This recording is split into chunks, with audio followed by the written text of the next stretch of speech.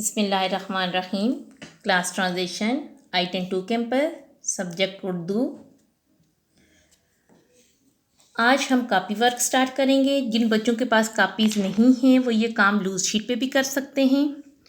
سب سے پہلے ہم ڈیٹ لکھیں گے 17 اپریل 2020۔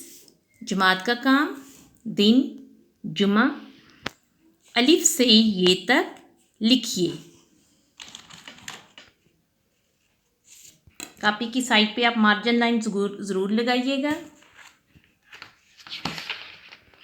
یہ کام ہم اردو کی عملی کتاب صفحہ نمبر 4 اور 5 پہ آلریڈی کر چکے ہیں۔ اس کام کی دہرائی آپ کاپی پہ کریں گے۔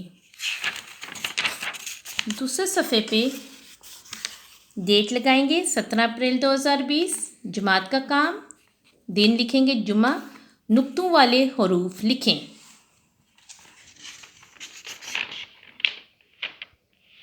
یہ کام ہم پیج نمبر 8 پہ کر چکے ہیں 30 مارچ کو۔ آپ نے یہاں نقطوں والے حروف دوبارہ لکھنے ہیں اور ساتھ ہی بغیر نقطوں والے حروف بھی لکھیں۔ یہ کام بھی آپ کے صفحہ نمبر 8 پہ موجود ہے، آپ اس کی دہرائی کریں گے